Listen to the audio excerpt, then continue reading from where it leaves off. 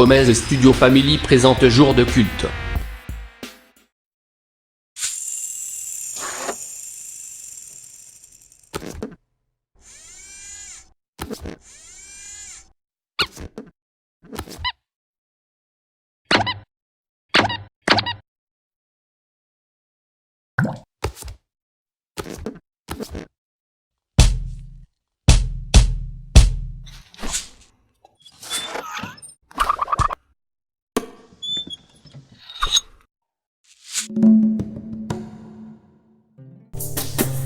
Existe una luz que brilla en la oscuridad, que te hace sentir calor si sientes frío.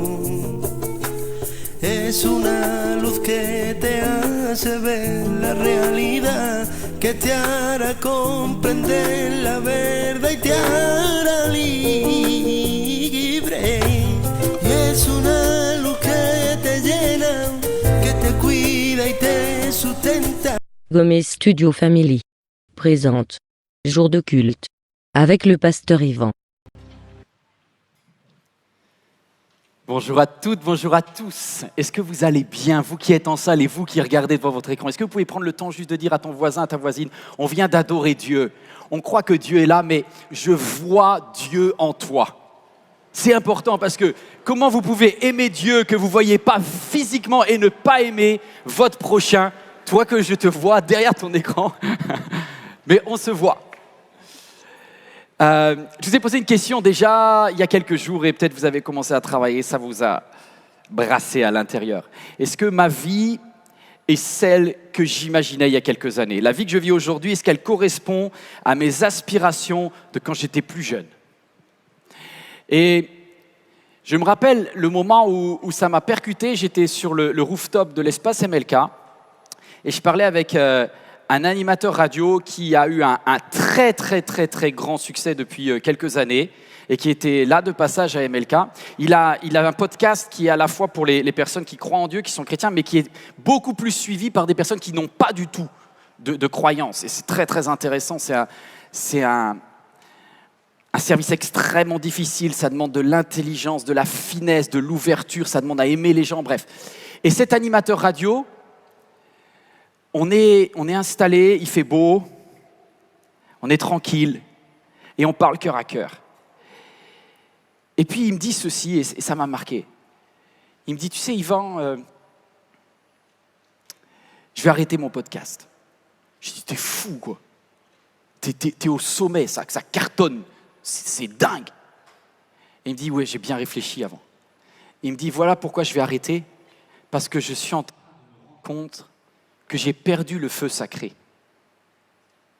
Le feu sacré, c'est l'enthousiasme, c'est la passion, c'est ce qui te motive pour faire les choses. Et il dit, et tous les matins, j'ai l'impression de mentir si moi-même, je n'ai pas ce feu sacré. Qu'est-ce que je vais pouvoir apporter aux autres si moi-même, je suis vidé? Alors, je vais faire une pause, je vais m'arrêter, je vais me ressourcer, je vais retrouver le feu sacré et je recommencerai quand je serai prêt. Je trouvais ça d'une humilité et d'une vérité. Et il y a un moment dans notre quotidien, dans notre routine, et je ne parle pas que de personnes qui ont l'impression que peut-être votre travail n'est pas si mal que ça, peut-être votre famille, votre appartement, je ne sais pas, c'est pas si mal que ça, mais vous voyez quelque chose qui est en train de se faner en vous.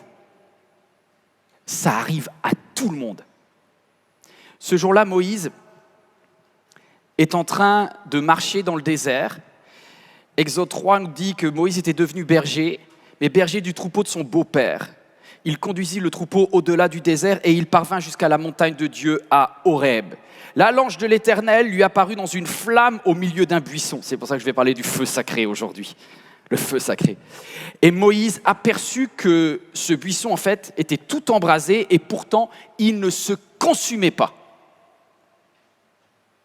Il n'y a que Dieu qui a le feu sacré tout le temps, qui est hier, aujourd'hui et éternellement. Tu as besoin du feu sacré, va à la source, à celui qui donne le feu sacré. Et il y a une rencontre pour toi en cet instant avec Dieu. Et Moïse, au verset 3, et c'est ça qui m'intéresse, Moïse se dit alors, je vais faire un détour. Je vais faire un détour pour aller regarder ce phénomène extraordinaire et voir pourquoi le buisson ne se consume pas. Je ne sais pas quel âge a Moïse. Les savants disent qu'il a entre 40 et 80 ans. Ça fait une large marge. Mais en gros, ce n'est pas non plus un jeune premier à ce moment-là. Je peux vous dire que les sentiers du désert, il les connaît et il a ses habitudes et il a ses routines. Est-ce que vous avez vos habitudes et vos routines? Oui, vous avez les mêmes habitudes et les mêmes routines. Vous prenez toujours la même route pour rentrer chez vous. Vous avez vérifié sur Maps, sur Waze, vous connaissez exactement quel est le chemin le plus court et vous avez vos habitudes.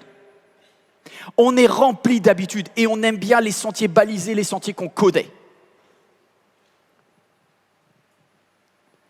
Et là, Moïse, ce jour-là, dit « Je vais faire un détour. Je vais accepter de sortir de mes sentiers battus, de mon confort, de tout ce que je maîtrise et je vais aller voir ce buisson. »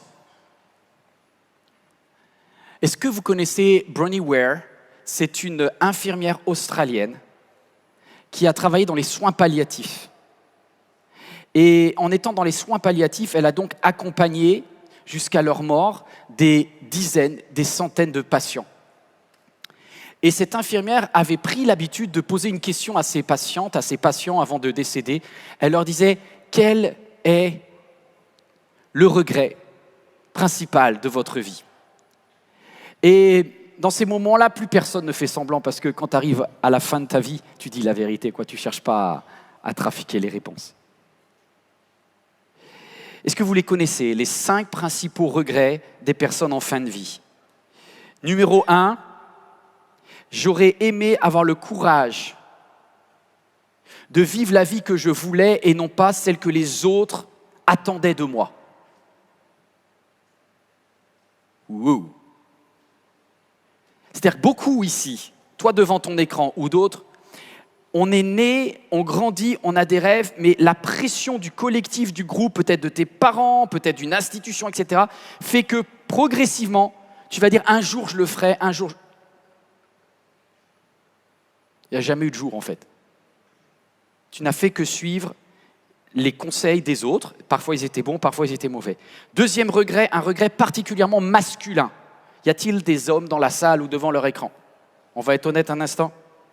La plus grande majorité des hommes a répondu que leur regret, c'est « j'aurais aimé passer plus de temps avec ceux que j'aimais et travailler moins dur ». Beaucoup d'hommes ont eu l'impression qu'il fallait se sacrifier et travailler extrêmement dur pour pouvoir aux besoins du foyer, etc. Là, je rappelle que cette étude a été faite en 2013, donc quand on calcule, ce sont des personnes qui sont en fin de vie en 2013, c'est des personnes qui ont connu certainement la Deuxième Guerre mondiale. Et je peux vous dire qu'à l'époque, c'était tu taffes. Hein. Et les enfants, tu les verras un jour. Et puis en fait, non, parce qu'ils sont devenus grands. Donc à cette époque-là, sur les personnes qui ont 80 ans, en 2013, les hommes disent « j'aurais dû passer plus de temps avec mes proches ». Troisième regret, j'aurais aimé avoir eu le courage d'exprimer mes sentiments. D'exprimer mes sentiments. Alors, j'aime bien ceci. Beaucoup de gens, c'est ce que dit cette infirmière en soins palliatifs, dit beaucoup de gens taisent leurs sentiments afin d'éviter les conflits avec les autres. Il en résulte qu'ils s'installent dans une existence médiocre. Ils ne deviennent jamais ce qu'ils auraient pu être. À cause de ça, beaucoup d'entre eux développent même des maladies liées à l'amertume et au ressentiment parce qu'ils n'ont jamais osé exprimer. Et c'est vrai aussi dans les sentiments positifs. Il y a des personnes qui n'ont jamais dit « je t'aime » à leur enfant. Il y a des papas, il y a des mamans qui n'ont jamais osé prendre dans les bras, faire le câlin. Et une fois que l'enfant, maintenant, il a 42 ans, c'est un peu tard pour lui faire des bisous, tu vois. Quatrième regret, j'aurais dû rester plus proche de mes amis. Souvent, les patients ne réalisent pas combien il est précieux d'avoir des amis jusqu'au bout. Beaucoup regrettent de ne pas avoir donné à leurs amis le temps qu'ils méritaient. Waouh, j'entends rien aujourd'hui, hein. Soit ça vous fait travailler à l'intérieur, mais j'entends rien. Et la dernière des remarques, c'est « j'aurais aimé oser prendre plus de risques dans ma vie afin d'être plus heureuse, afin d'être plus heureux. » C'est-à-dire que ce n'est même pas la faute des autres, là, c'est vous qui vous êtes auto-limité. C'est vous qui êtes « Ah, j'achèterai plus tard. Je suis sur le... J'achète ou j'achète pas maintenant. Je fais la visite, mais j'ose pas faire l'offre de... » Beaucoup passent à côté. Moi, juste là, j'y avais pas pensé, mais moi, j'ai vécu dans une église où un pasteur génial, principal, avait cet incroyable stress. C'est qu'à chaque fois qu'il arrivait, on visitait des bâtiments pour acheter. Et au moment d'acheter, il me disait « Je suis malade. » Je dis « Mais t'es pas malade. » Je suis malade. Avec un autre, on était en charge de trouver le bâtiment. On a dit, c'est bon, on arrête là. Il est tout le temps malade au moment de se décider. Oui, il est malade, mais pas malade réellement. Il est malade de stress. Et à chaque fois, il faisait un refus de saut. Et bilan, ils n'ont jamais acheté. 1 an, 2 ans. Tu prends l'habitude de faire des refus de saut et c'est foutu. Vous savez, dans les Jeux Olympiques, il y a des chevaux comme ça. Quand vous les entraînez à sauter l'obstacle, et c'est des obstacles difficiles, et à partir du moment où un cheval commence à se cabrer systématiquement, j'ai envie de vous dire, c'est mal barré. Parce qu'il va prendre l'habitude de dire « Oh, on ne sait jamais, on peut tomber avec ce... » Et là, tu vas passer à côté de beaucoup d'opportunités dans ta vie. Alors, vous voyez, je crois que toute cette génération qui était née dans les années 40, là, années 30, années 40, ils avaient appris le sens du sacrifice et peut-être nos anciens étaient presque ta vie, t'en as rien à faire de toi-même, occupe-toi de ton travail, de ta famille, il faut. C'était des générations quand même qui vivaient sous forme de forte pression, hein, d'accord ? Ils ont eu 15 ans avant 68. Hein. La génération aujourd'hui, et toi qui regardes pour la plupart devant votre écran, on a quand même depuis les années 70, au moins en Europe occidentale, développé beaucoup de trucs, prends soin de toi, aime-toi, réalise-toi, développement personnel, coaching, qui est la personne la plus importante de ta vie, toi-même. Bon. Je pense qu'autant les anciens, ils étaient trop dans le dépouillement. C'est comme chaque génération, on va dans un autre extrême, quoi. Alors, si on fait un triangle, il y a trois personnalités clés. Il y a Dieu, il y a toi et il y a les autres. Et en fait, on est en tension permanente. Tu vois, toi, tu es comme une petite balle au milieu et il faut que tu prennes soin de toi parce que si tu ne prends pas soin de toi, tu vas être frustré toute ta vie. Mais si tu fais que prendre soin de toi, tu seras juste gros gras, c'est tout. Tu donneras juste rien à personne. Et à la fin de ta vie, tu te dis, qu'est-ce que tu as fait ? Rien, je me suis occupé de moi. Si tu t'occupes de Dieu, que de Dieu, tu vas finir dans un monastère. Et à la fin de ta vie, tu dis, qu'est-ce que j'ai fait ? J'ai prié. Je ne suis pas sûr que le moine qui a prié toute sa vie soit super épanoui à la fin de sa vie. Il est où l'enfant derrière ? Il n'y en a pas. Les personnes que tu as aimées, j'ai aimé tout le monde. Ouais, mais quand même. Ça, c'est compliqué. Puis d'autres, Mère Teresa, ils vont passer leur vie à s'occuper des autres. Alors c'est génial, mais à la fin de ta vie, si tu t'occupais que des autres, enfin... Vous voyez, c'est comme... Est-ce qu'il y en a qui comprennent que vous êtes comme une balle, là ? L'important, c'est que ça rebondit dans tous les sens, un petit peu vers Dieu, un petit peu vers moi-même, un petit peu... T'en es où aujourd'hui ? C'est qui la personne clé de ta vie ? Tu aimeras le Seigneur ton Dieu de toute ta force. Tu aimeras ton prochain comme toi-même. Donc il y a un équilibre en fait. Et vous devez être sans arrêt équilibré entre Dieu, le prochain et toi. Clac, clac, clac, clac, clac, clac. Le jour où tu te déséquilibres dans cette relation, enfin plutôt, je vais dire autre chose. Parfois on se bloque à un endroit de mauvais équilibre. Et je pense que, et c'est ça que j'appelle une routine par défaut. Et je pense qu'à ce moment-là de sa vie, Moïse, il est en routine par défaut. Sa relation avec Dieu n'est pas assez bonne et sa relation aux autres n'est pas assez bonne. La seule personne de qui il prend soin, et je vous ai dit qu'il partait dans sa grotte à Horeb parce qu'il devait en avoir marre de la famille, il devait en avoir marre de Gershom, ça lui prend la tête d'être avec tous ces bédouins-là, la famille de son beau-père. Et c'est pour ça qu'il part et qu'il a tendance à fuir. Donc il est avec lui-même. Mais Moïse, tu ne peux pas t'occuper que de toi-même. L'épanouissement vient lorsque tu t'occupes de Dieu et quand tu t'occupes des autres aussi. Et alors on va essayer de comprendre ce qui se passe. Moïse dit, je veux faire un détour pour voir quelle est cette grande vision et pourquoi le buisson ne consume pas. Tout changement va impliquer chez toi une situation de déséquilibre. D'accord ? Tout changement va impliquer une situation de déséquilibre. Cet animateur radio, il a accepté de prendre le risque de perdre quelque chose qui marche, dans lequel il avait son équilibre, au risque de voir son salaire chuter, au risque de voir ses abonnés chuter, au risque... Oser le déséquilibre. Moïse, quand il s'est détourné là, de son chemin habituel, il prend un risque. Le risque de renoncer. Renoncer à ton équilibre. Et vous êtes là aujourd'hui ? Je voudrais vous proposer justement dans ce triangle-là, toi, Dieu, les autres, on va voir comment retrouver un meilleur équilibre dans nos relations. Premièrement, renoncer à ton équilibre, ça va te permettre de faire mieux avancer ta relation avec Dieu. Premier point. Renoncer à ton équilibre, ça permet de faire mieux avancer, de faire avancer ta relation avec Dieu. Moïse va se détourner. Verset 4. L'Éternel vit que Moïse faisait un détour, que Moïse acceptait de sortir des sentiers battus, de sa routine, de sa zone d'équilibre, pour aller, et il l'appela au milieu du buisson et lui dit « Moïse, Moïse ». Il y en a qui disent « Je vais me détourner », mais ils ne le font pas.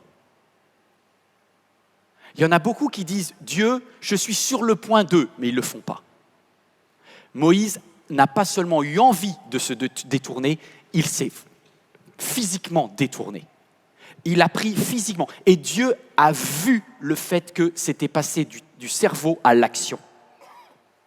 Il y a un moment où, je peux être vrai avec vous, si vous attendez que Dieu vous parle complètement pour vous détourner, vous ne bougerez jamais, les amis. C'est parce que Moïse avait commencé à se détourner et à bouger que Dieu a vu qu'il était prêt à recevoir une nouvelle révélation dans sa relation avec lui. Il y a la part de Dieu, mais il y a ta part, et ta part, c'est fais un effort, bouge-toi. Pour certains, alors ce n'est pas le cas pour vous qui êtes ici ce matin, mais peut-être que si vous avez envie d'entendre Dieu, il va falloir que vous fassiez un pas, que vous vous détourniez. Peut-être ça va falloir que tu dises, allez, je vais placer une journée pour Dieu, je vais faire l'effort je vais retourner peut-être dans mon église, je vais faire l'effort de regarder cette vidéo. Il y a un moment où Dieu voit que tu fais un effort. Et il lui dit, Moïse, Moïse. Ok. Me voici, c'est moi. En fait, il n'y avait personne d'autre qui pouvait répondre, Moïse, t'es seul dans le désert. Pourquoi Moïse répond ? C'est évident. Parce qu'il dit, c'est moi.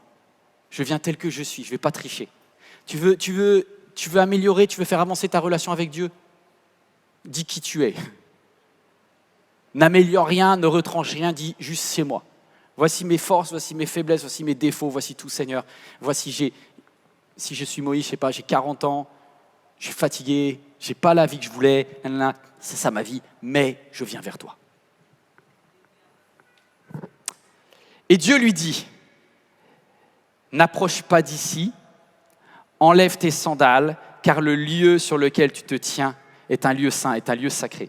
Alors, vous voyez, je vous dis que le sujet d'aujourd'hui, c'est accepter de vivre une situation de déséquilibre. Vous voulez bien vous mettre debout ? C'est la seule fois. Soit si vous ne pouvez pas. On va faire comme si, mais on ne va pas le faire vraiment, d'accord ? Pareil, toi qui es devant ton écran. Enlevez-vous une chaussure. Stop, ne le faites pas. Qu'est-ce qui va se passer ? Il y en a qui vont pencher à droite, il y en a qui vont pencher à gauche, et tous à ce moment-là, vous avez un sujet. C'est, mettez-vous sur un pied, pour enlever, il y a un moment où tu es sur un pied. Tu vois ? Est-ce que c'est bien d'être sur un pied ? Et encore, vous n'avez pas un estrade de 1 mètre en face de vous. Hein. Cette situation-là, elle n'est pas naturelle. On est en déséquilibre. Et c'est comme si Dieu dit à Moïse, accepte que je te mette en déséquilibre. Tu peux dire à ton voisin, c'est bon, t'es pas tombé. Vas-y, rassieds-toi. Non mais, il y en a qui, c'était chaud, parce qu'au moment où ils étaient prêts ils avaient déjà tapé le sac à main de la demoiselle à côté. Je pense que quand Dieu dit à Moïse, enlève les sandales de tes pieds, je ne suis pas sûr que Moïse se soit... Peut-être qu'il s'est mis à genoux, peut-être pas. Mais en tout cas, c'est créer une situation de déséquilibre automatiquement. Ne crois pas que Dieu, si tu rencontres Dieu, ça va forcément brasser des choses en toi. C'est ce que je veux dire. Vous savez, on a tous besoin des fois où Dieu nous dit je suis avec toi, vaillant héros. Tu es... Je ne sais pas moi, le psaume qui dit « Je te loue de ce que je suis une créature merveilleuse, mon âme... » Mais il y a des moments où Dieu te dit « Est-ce que tu es prêt à ce que je te brasse un peu, à ce que je te déséquilibre un peu ?» Et là, c'est le cas. J'ai bien aimé cette phrase de Théo Petit, c'est un site internet qui met ceci. « C'est parce que le lieu où tu te tiens peut te transformer que tu dois enlever tes souliers. » Ce n'est pas seulement une histoire de mètres carrés de désert. C'est parce qu'à cet endroit-là, il va se passer une activité spirituelle spéciale. C'est ça qui rend le lieu saint. C'est que ce lieu va transformer Moïse, parce que Moïse est en train d'apprendre un nouvel équilibre dans sa vie. Un nouvel équilibre. Puis Dieu ajouta, « Je suis le Dieu de tes ancêtres, le Dieu d'Abraham, le Dieu d'Isaac et le Dieu de Jacob. » Franchement, Moïse, l'histoire des sandales, il dit, mais c'était pas cool, quoi. C'est notre première relation, tu me dis enlève tes godasses et tout. Ça me déstabilise. Et puis, en fait, c'est comme s'il y a du stop and go, c'est-à-dire que Dieu dit quelque chose de positif, quelque chose de plus difficile, positif, plus difficile. Ben oui, parce que Dieu est en train de faire tes muscles, en fait. Dieu, il est en train de te travailler. Et là, voilà ce que dit Dieu. Il dit, mais en fait, je te connais. Je connais ton père, je connais ton grand-père, je connais ton arrière-grand-père. Je suis avec toi de génération en génération. Et là, c'est bien, hein, j'aime bien ça. Alors Moïse se couvrit le visage, car il avait peur de regarder Dieu. Combien ici, ou toi devant ton écran, vous auriez eu peur? Moi, j'aurais eu peur. Vous savez pourquoi? Pourquoi on a peur de regarder Dieu? Parce qu'on est en culpabilité à l'intérieur de nous-mêmes. On n'est pas exactement la personne qu'on voudrait dans notre relation avec Dieu. Et c'est d'ailleurs pour ça que Dieu est en train de t'étirer aujourd'hui. Et Moïse a peur de regarder Dieu, alors il nous est dit, il se couvrit le visage, il va prendre son manteau là, de chèvre ou je ne sais pas quoi, clac, il va se revêtir, il va mettre ça, il va cacher, il dit, je reste dans mon trou noir, je ne mérite pas de voir la gloire et la beauté, la lumière de Dieu, je suis un homme de l'ombre. Il y en a qui pensent être une femme de l'ombre, un homme de l'ombre ici. C'est Dieu qui choisit. Si Dieu veut te mettre dans la lumière, laisse-le faire. Et là, Moïse, il n'ose pas regarder. Et Dieu va lui dire quelque chose. Dieu va lui dire, je ne te demande pas de me regarder moi. Oh, là, il y a un secret. Je te demande de regarder les autres. Parce que Moïse se couvre le visage et le verset d'après, le verset 7 nous dit « L'Éternel reprit et il dit « J'ai vu, mais j'ai vu la détresse des autres. » Tu vois, à chaque fois que tu veux regarder Dieu, je pense qu'il y en a qui disent « Seigneur, j'aimerais te voir, Dieu te dit « Hey, je ne te demande pas de me regarder moi. Je te demande de regarder les autres auprès de toi. Parce que si tu prends soin des autres, tu prendras soin de moi. » Et Dieu dit en fait à Moïse, si tu dois regarder quelqu'un, regarde comme je regarde les autres. Deuxièmement, renonce à ton équilibre de vie de seul, la célibataire ou de fête dans le désert pour faire avancer ta relation aux autres. L'Éternel dit, j'ai vu la détresse de mon peuple et j'ai entendu les cris que font pousser les oppresseurs. Oui, je sais qu'ils souffrent. Je sais qu'ils souffrent. C'est pourquoi je suis descendu. Je suis descendu. Je suis venu. Il y a eu un déplacement divin. Ça a mis du temps, mais Dieu se déplace.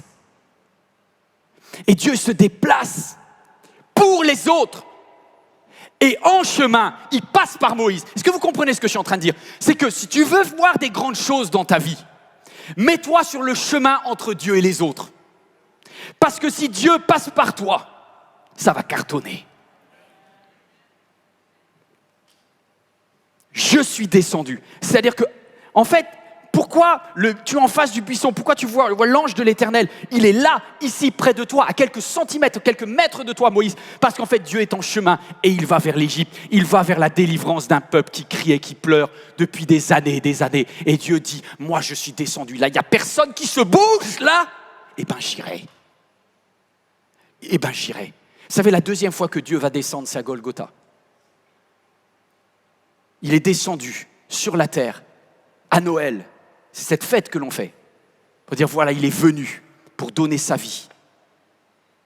Mais là, il est descendu à ce moment-là pour sauver un peuple. Vous savez ce qui va se passer lorsqu'il va revenir sur la terre sous la forme de Jésus? Il ne viendra pas pour sauver un peuple, il viendra pour te sauver toi, quel que soit ton peuple. Mais à ce moment-là, Dieu vient pour un peuple, les Israélites, comme un modèle de ce qui arrivera plus tard, quelques centaines d'années plus tard à Golgotha. On continue. Dieu s'est mis en mouvement. Tu peux joindre le mouvement de Dieu ou pas. Dieu continue, il dit, « À présent, les cris des Israélites sont parvenus jusqu'à moi et j'ai vu à quel point les Égyptiens les oppriment. » Et c'est là où ça part un peu en vrille. Parce que là, Moïse aurait pu dire, ah, c'est une très bonne initiative, Dieu. Alors vraiment, même personnellement, tu vois, je me rappelle avec Amram, mon père, avec ma mère, Yochebed, on a prié pour que tu te bouges. Hein. Eh bien, c'est pas trop tôt, mais on apprécie Dieu que tu aies enfin considéré la possibilité de bouger.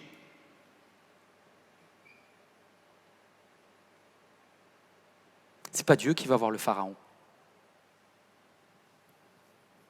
C'est toi. Parce que Dieu est Dieu et il a besoin d'être humain pour transformer l'humanité. C'est pour ça que Jésus était entièrement homme lorsqu'il était sur la terre, parce qu'il avait besoin d'une forme humaine pour toucher l'humanité. Et là, il est ici, le même Dieu est présent dans ce lieu.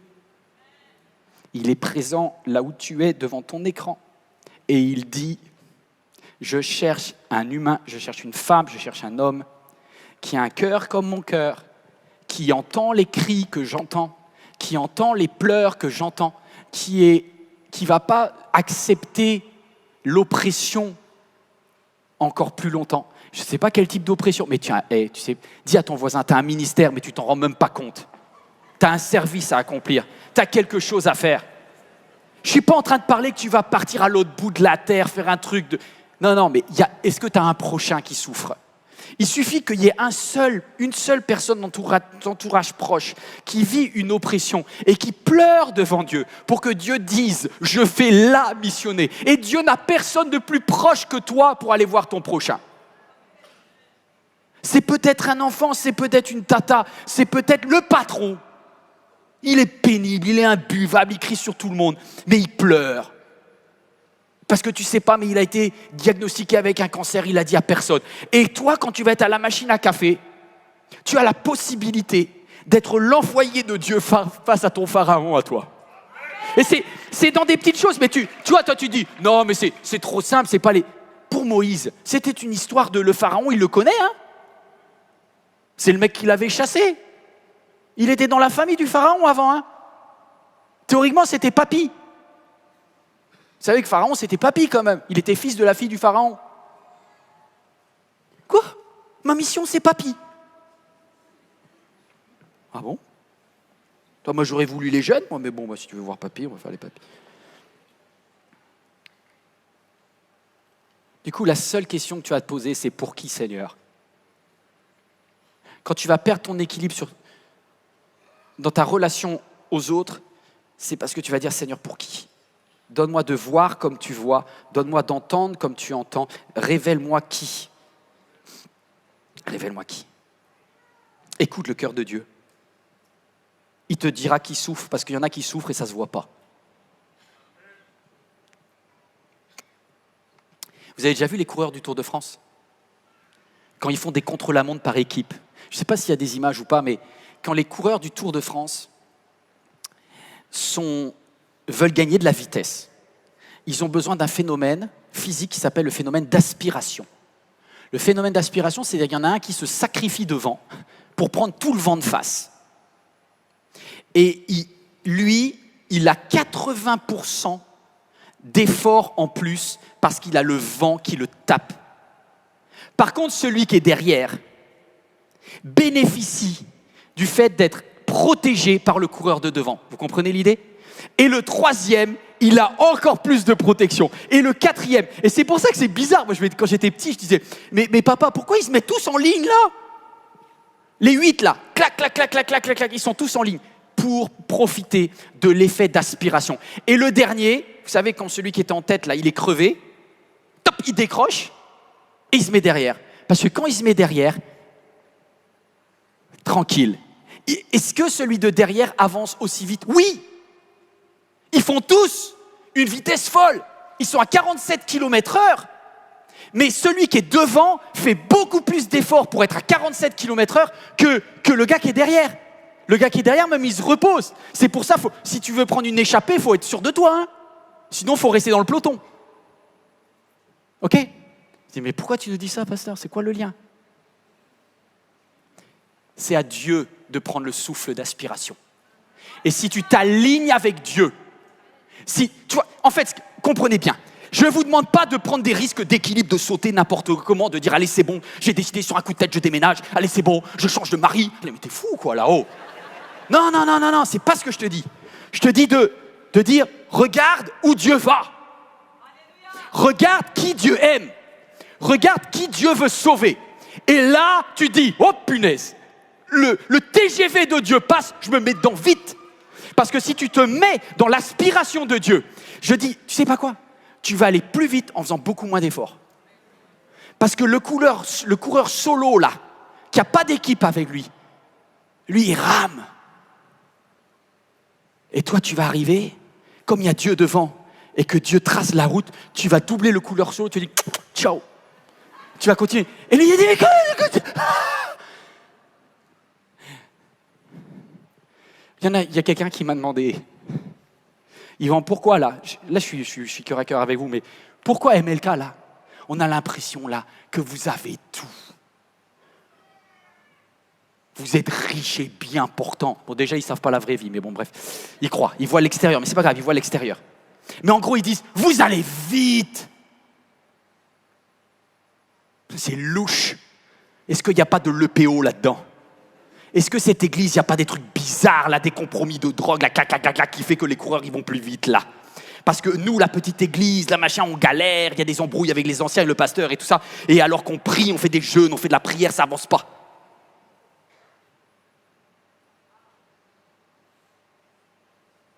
Vous savez pourquoi ? J'ai juste une grâce. Une seule grâce. Attendez, vous savez pas laquelle ? J'ai juste une grâce. C'est que ce projet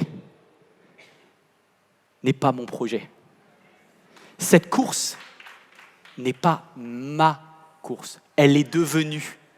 Mais ce que je ne savais pas, et c'est pour ça que l'église MLK va hyper vite, c'est qu'en fait, Dieu avait décidé de faire un souffle d'aspiration ici à Grand Paris et pour la France et aussi pour la francophonie. Et la chance que j'ai eue, la grâce, le coup de bol divin, c'est que j'ai senti le truc où Dieu disait « Là, il y a trop de gens qui crèvent et tout le monde est en train de faire de la religion, là. Il y a trop de gens qui pleurent et on est obligé de leur dire « Faut que tu chantes le cantique 242, sinon tu es exclu de l'église. » Et du coup, il y avait trop de gens partout. Et Dieu dit « Moi, je veux juste une église qui aime les gens. » Et qui entend les cris de ceux qui crient, qui entend les pleurs de ceux qui pleurent. Et si jamais tu y vas, et mes amis, je vais vous dire la vérité, je ne suis absolument ni plus saint, ni plus spirituel, ni plus consacré qu'aucun autre pasteur de France. J'ai peut-être même plus de défauts et plus de péchés. Mais, j'ai devant moi un coureur. Si vous connaissiez, je transpire quand même, hein. Je mouille le maillot quand même. Mais franchement, ça va tellement plus vite. Parce que quand je donne un coup de pédale, le patron devant moi, il me dit « Yvan, je te demande juste de rester stuck colle à moi, colle à moi, colle à moi. Tant que le Saint-Esprit est devant, t'es juste en train de bénéficier de son aspiration. Et moi, je vois le vent là qui fait...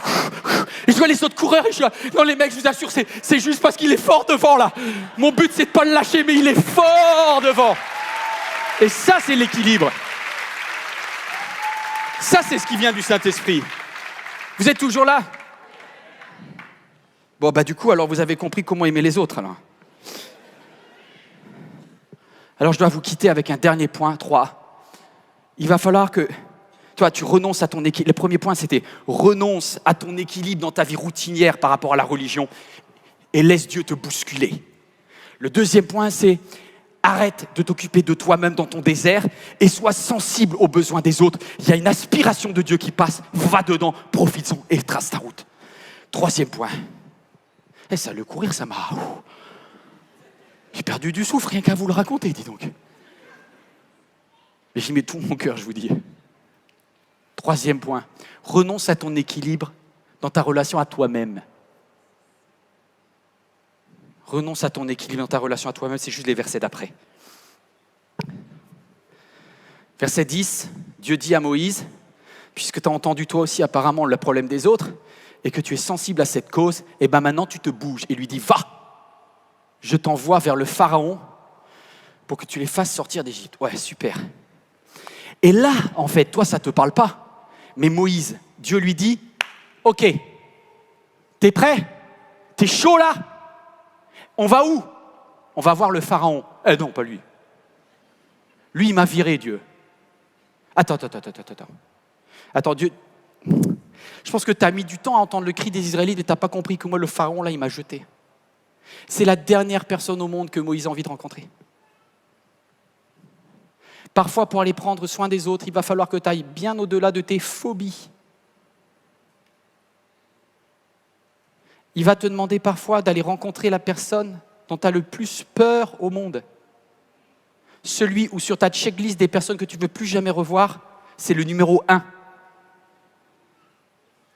Tu dis, Dieu, je suis d'accord d'aller voir qui tu veux. Je suis prêt à aller voir même le tonton qui est toujours esclave à la case numéro 42. Mais par contre, le Pharaon, je ne me sens pas prêt. Mais tu ne pourras jamais délivrer le tonton à la case 42 tant que tu n'auras pas affronté ta propre peur face au Pharaon. Et c'est pour ça, je sens que c'est bon aujourd'hui. Hein. Le leadership, c'est aller au-delà de tes peurs à toi. Et donc, il va falloir que tu sois en déséquilibre par rapport à toi-même. Ah non, pas lui. Il y a un blocage mental et je sais que quand il y a des phobies, on veut les éviter. Moi, j'en ai eu des phobies, hein. Mais il n'y a pas moyen de les éviter.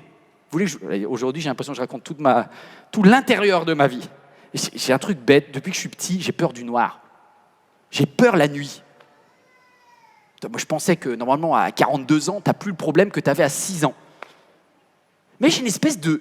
Alors, j'ai plus peur, je ne crois pas qu'il y a un fantôme ni rien, j'ai compris des choses. Mais je ne sais pas, j'ai un malaise quand même. Un petit peu côté le peur de l'ombre, de l'obscurité, quoi. Petite angoisse de ça. Tu as 2 façons de faire dans ces cas-là. Soit tu ne travailles pas ta phobie et tu gardes lumière allumée tous les soirs. Puis après, dans le mariage, ça va poser des problèmes et ça, c'est un autre souci. Ou bien tu dis, je vais affronter mes peurs et je crois que Dieu est aussi le Dieu de l'obscurité et je ne vais pas m'autoriser à esquiver sans cesse mes peurs. Je vais les confronter. Donc j'éteins plein noir. Et je dis, il est le Dieu de la lumière, il est aussi le Dieu de l'obscurité, et je m'endors en paix, et je dois confronter. Et je dois confronter. Et parfois, parce que la journée est stressante, parce que j'ai des choses, hop, une petite temps. Je me redis, la phobie là, tu reviens là, tu n'auras pas de maîtrise sur ma vie. La phobie ne m'empêchera pas de vivre. Elle me pourrit un peu la vie, mais elle ne m'empêchera pas de vivre. Parce que j'ai la possibilité de confronter mes phobies. Il va falloir que tu confrontes ton pharaon à toi. Waouh! Moïse dit à Dieu, qui suis-je? Toi, c'est vraiment sa relation à lui-même. Il dit, qui suis-je, moi, pour aller trouver le pharaon et pour faire sortir les Israélites? Dieu va lui répondre quoi? Non, marquez pas le texte, je veux pas qu'il triche là. Qu'est-ce que Dieu va lui dire sur lui-même? Est-ce que vous vous rappelez ce que Dieu va dire à Moïse? Quand Moïse dit à Dieu, Dieu, qui je suis, moi? Bon, moi, je sais pas, moi j'aurais répondu, mais tu sais, Moïse, à la base, que Pharaon c'est ton papy, enfin, t'es le fils de la fille. Non, Dieu répond pas ça. Il lui répond quoi alors? Tu sais, il y a plein de cours de développement personnel sur trouve ton identité et tout. C'est quoi mon identité? C'est bien, mais... Vous savez ce que Dieu lui répond? Rien. Rien, il répond à côté. Je trouve que Dieu a une fâcheuse tendance à répondre à côté dans des questions vraiment importantes pour nous. Et Dieu dit, non, je ne te répondrai pas. Par contre, je vais te dire une chose. Je serai avec toi.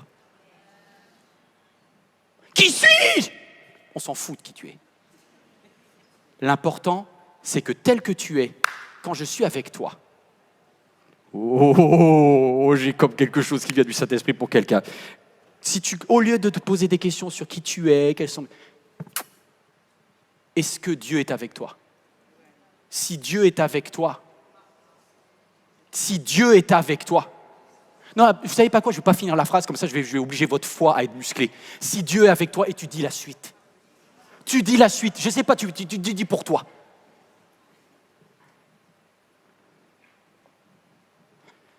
Qui suis-je? Qui suis-je? On s'en fout. Je serai avec toi. Jeudi dernier, je vous dis, tout ce que je vous dis est strictement exact. C'était ce jeudi.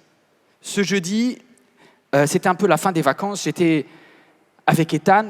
On était dans une petite maison tous les deux. Mon fils, que j'aime très fort, 12 ans. Et il doit être quoi, 23h30. Il est à moitié endormi. On est tous les deux, père-fils. C'est top des moments comme ça. Le soir arrive, 23h30, tout s'éteint. Et je vois mon fils qui a un petit peu de mal à dormir sur son lit. Je vais auprès de son lit, je m'allonge près de lui. Et en fait, bon déjà, je n'aimais pas énormément la nuit, lui non plus apparemment. Mais on s'en fout là. Je mets juste mes mains sur lui. C'est un petit peu comme un papa qui est proche de son père, de son fils, et je lui dis, il doit entendre parce que je suis en train de prier en fait. Je suis juste en train de dire à Dieu, je dis Dieu, bénis cet enfant, protège cet enfant, garde-le, aide-le à vaincre tout ce qui veut triompher de lui, ses peurs, ses angoisses. Tu vois, il y a la rentrée, certainement ça le stresse, bénis-le pour la rentrée. Aide-le avec ses copains, qu'il ne soit pas seul dans la cour, mais qu'il ait des copains, etc. Il y en a qui prient comme ça pour leur enfant. Je ne suis pas le seul. Je regarde il y a des mamans de prière et des intercesseuses qui sont là et qui regardent et disent « Oh, moi je fais pareil, je fais... » Tu fais même plus. Il n'y a pas de discussion. Je suis à côté de mon fils. Je prie. Et là, en fait, c'est comme si je partageais à Dieu à la fois mon amour et mon stress. C'est la prière, des fois c'est bizarre. Hein. C'est pas que de la foi. Hein. Je partage mon amour et mon stress, je prie pour mon fils. Et je vois comment je prie pour lui. C'est-à-dire que je l'aime, mais d'un truc de malade. Je veux tellement que mon fils ait une belle vie. Je veux tellement le meilleur pour lui. Et je dis, Dieu, je veux le meilleur, je veux rien que le meilleur pour lui. Et à ce moment-là, je ressens une pensée du Saint-Esprit et qui me dit, tu vois comment tu l'aimes ton fils? Il dit, ah oui, je l'aime. Et il dit, c'est exactement comme ça, Yvan, que tu es pour moi. C'est-à-dire, je t'aime de la façon dont tu aimes ton fils. Ah, j'ai dit, non, c'est un peu too much quand même. Et tu sais, j'étais presque en faire un concours avec Dieu. Non, Dieu, je l'aime plus que toi, tu m'aimes. Et à ce moment-là, j'ai compris une chose. C'est que si tu ressens l'amour de ton papa pour toi, tu sais ce que tu deviens? Indestructible. Je crois que vous ne comprenez pas assez, il y a quelque chose qui s'approche de vous, mais cette réalité spirituelle. Je t'aime encore plus que ça, dit Dieu. Plus que ce que tu peux penser. Dieu t'aime plus que tu peux imaginer, Moïse. Et on s'en fout de qui tu es. On s'en fout parce que tel que tu es, il est avec toi, mais il t'aime d'un amour de dingue. Et Dieu est avec toi, avec tes défauts, avec ton caractère, avec tes 40 ans dans le désert, avec ta vie à moitié à côté. Dieu, il t'aime. t'aime, il est avec toi et il veut te dire un truc. Il te dit, si tu es avec moi, si je suis avec toi, si on est ensemble, lorsque tu fonctionnes comme avec ce courant, avec le Saint-Esprit, tu peux aller voir tous les pharaons de la terre. Tu peux aller voir tous les... Parce que ça te fait pousser des ailes lorsque tu ressens l'amour de Dieu. Vous savez, je crois que Satan va essayer toujours de taper ta relation avec Dieu en te faisant croire que Dieu est fâché contre toi. Beaucoup de chrétiens dans nos églises, pendant des années, ont développé une culpabilité. Ils allaient à la réunion uniquement parce qu'ils avaient peur de ce que Dieu allait faire d'eux, ou bien de ce que le pasteur allait dire, ou les anciens. Donc ils faisaient de la religion, tu vois, pour ne pas se faire fracasser. Je lis un peu ma Bible pour ne pas aller en enfer. C'est faux. En fait, Dieu t'aime. Et c'est l'amour qui te rend invincible, qui te rend indestructible, qui te rend inarrêtable. Inarrêtable. Je serai avec toi. Moi, juste le verset 12. Dites-le. Je serai avec toi, dit Dieu. Je serai avec toi.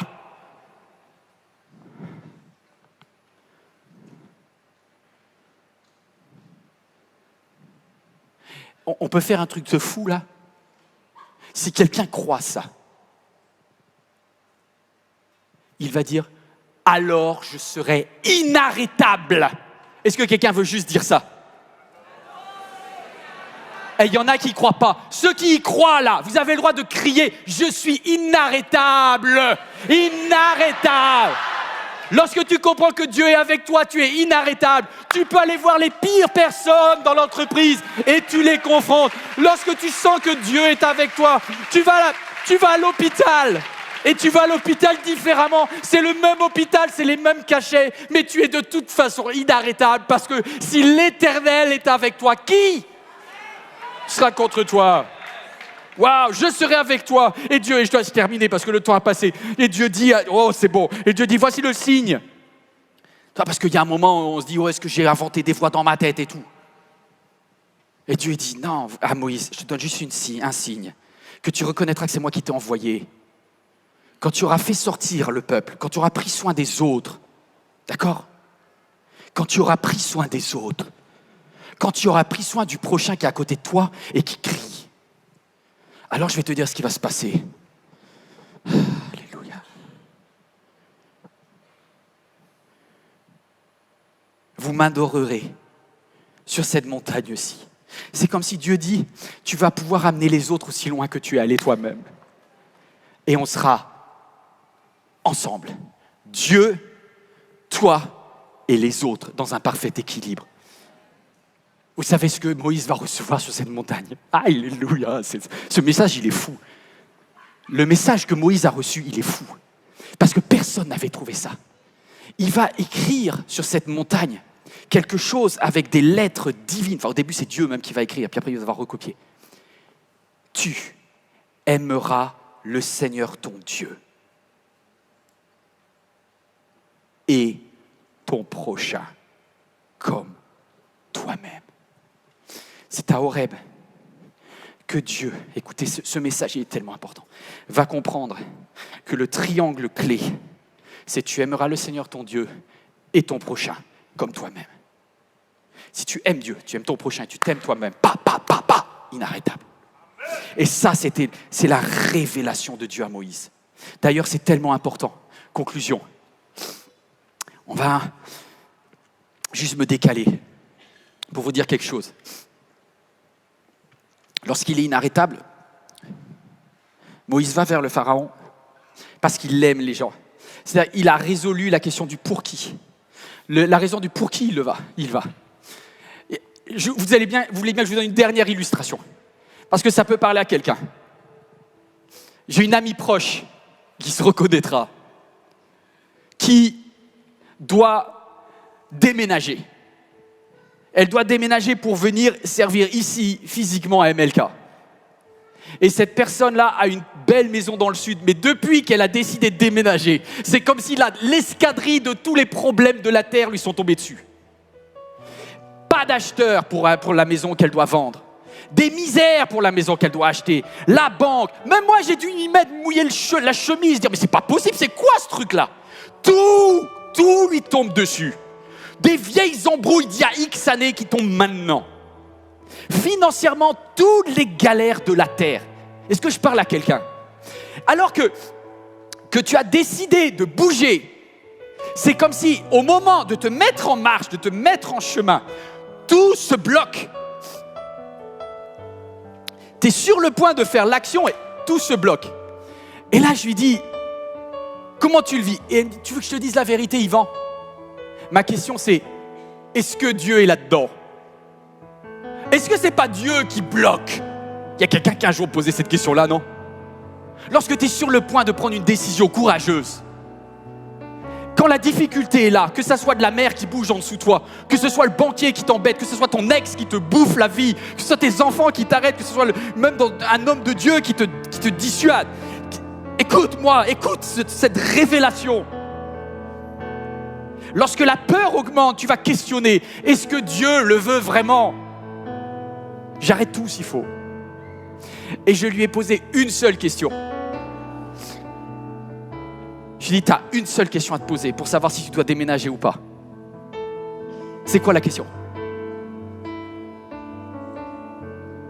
Si vous avez compris aujourd'hui, vous devez être capable de comprendre quelle est la question que vous vous posiez.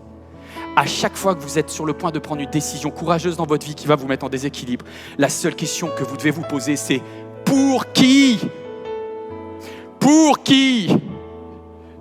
Et là, je lui ai posé cette question, je lui ai dit, est-ce que tu le fais parce que tu aimes Dieu? Est-ce que tu le fais parce que tu veux servir Dieu? Et elle me dit oui. J'ai dit, j'ai une deuxième question. Est-ce que le fait de venir à Melka, c'est pour que tu prennes encore plus soin des autres? Elle me dit oui. Je lui dis, alors, il n'y a pas de problème. C'est un grand oui. Parce que tu peux pas... Écoutez ce que Jésus dit aux pharisiens.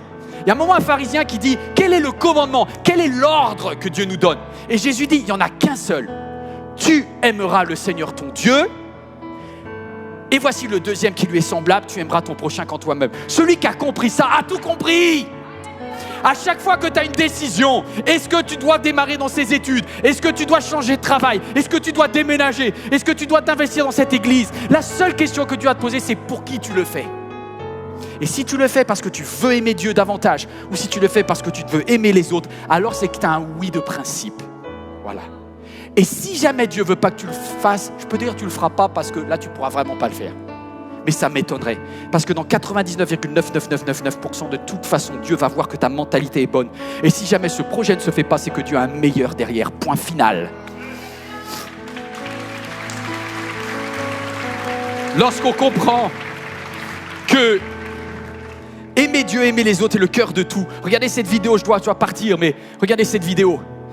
Elle est tellement belle, cette vidéo. C'est un petit peu comme cette petite fille, tu vois, elle te ressemble, elle me ressemble, elle est plus petite. On a un grand frère, Jésus. Et des fois, j'ai l'impression que Jésus regarde son téléphone portable quand je veux lui parler. Regarde la vidéo.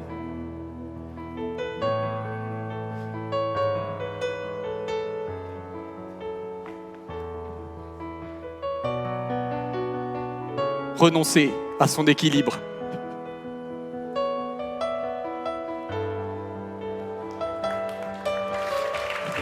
Tout ce que tu donneras à Jésus, il te le redonnera.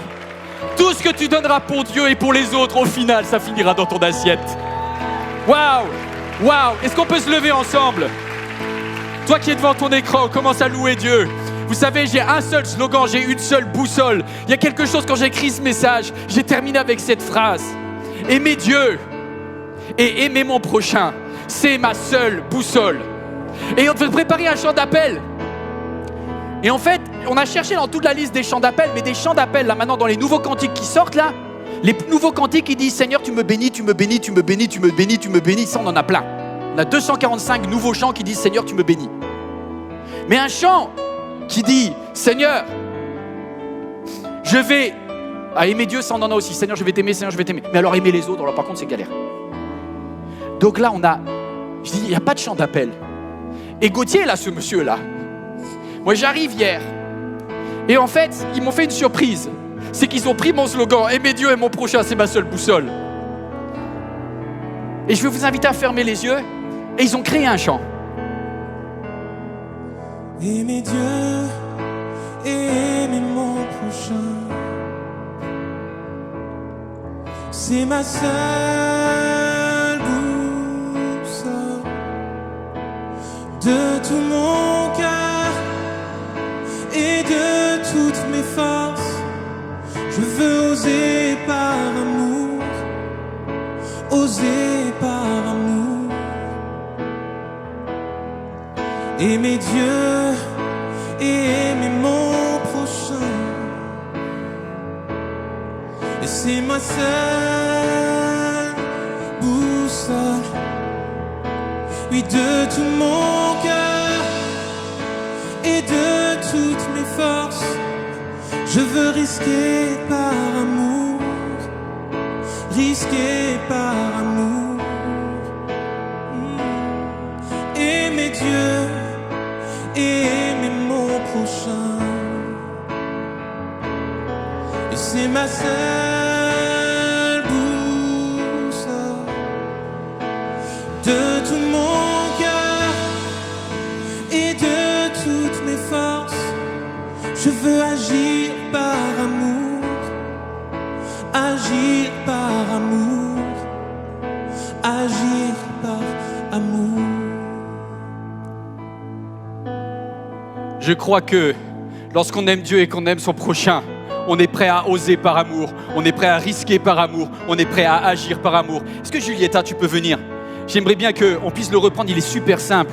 Il va s'incruster dans ta tête et tu vas commencer à juste à dire cette parole là sur toi-même. Je veux aimer Dieu, aimer mon prochain. C'est ma seule boussole. Est-ce que vous êtes prêts à le reprendre ? On est prêts à l'apprendre ensemble ? Comme une prière. Aimer Dieu et aimer mon prochain, c'est ma seule boussole. De tout mon cœur et de toutes mes forces, je vais oser maintenant, oser par amour, aimer Dieu et aimer mon prochain. C'est ma seule boussole. De tout mon cœur et de toutes mes forces, je veux risquer par amour, risquer par amour, aimer Dieu et aimer mon prochain. C'est ma seule boussole. De tout mon cœur et de toutes mes forces, je veux agir par amour, agir par amour, aimer Dieu et aimer mon prochain. C'est ma seule boussole. Et de tout mon cœur et de toutes mes forces, je veux oser maintenant, oser maintenant. De tout mon cœur, oui, de tout mon cœur et de toutes mes forces, je veux risquer maintenant. Risquer maintenant de tout mon cœur, oui, de tout mon cœur et de toutes mes forces. J'agis maintenant, j'agis maintenant, j'agis maintenant.